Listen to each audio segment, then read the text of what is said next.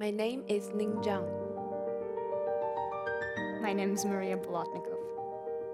I'm Tolulope Balogun. I'm Namon Jain.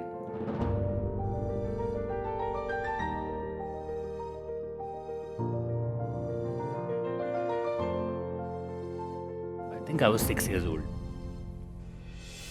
I was 2 years old. I was 4 years old. I was 13 years old, and I was in high school at the time.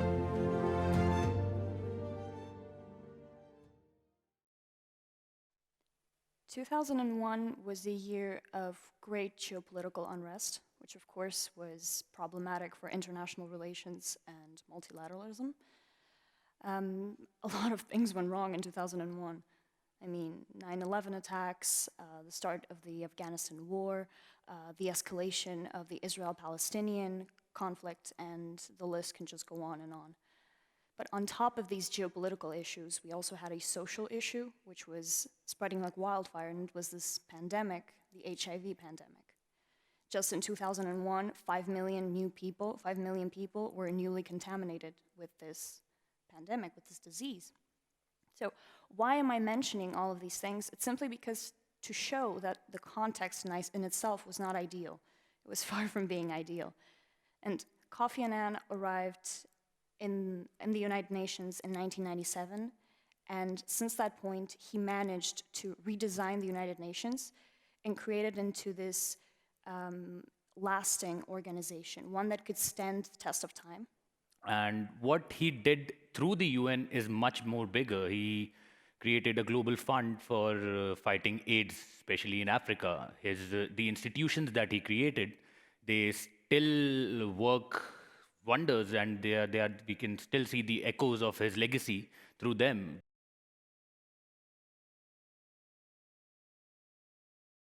I remember he was an advocate for peace and human rights.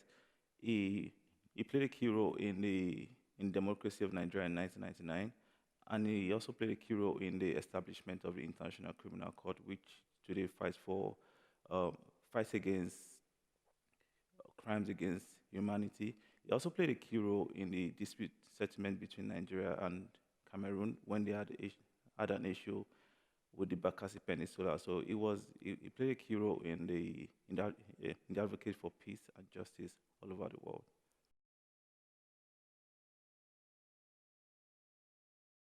The United Nations for me now is an organization to collect all the countries to achieve something that cannot be achieved by a single country.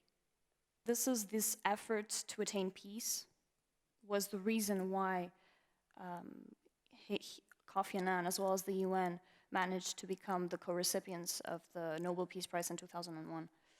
I can, as a Chinese people, I can see and I really appreciated all the efforts he had made. I think without him, we cannot achieve what we have achieved today.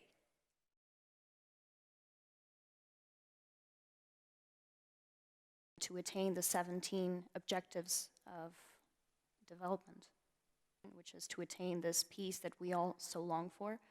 So I believe the UN should work more towards equality in the world, gender equality, racial equality, equality amongst it, because today we have a lot of discrimination against people with different sexual orientation, the LGBT community. We also have a lot of discrimination, racial discrimination, and I believe the UN is doing a lot to mitigate this. But I feel like the UN could be doing more to close the gap between diversity and inclusion in the world.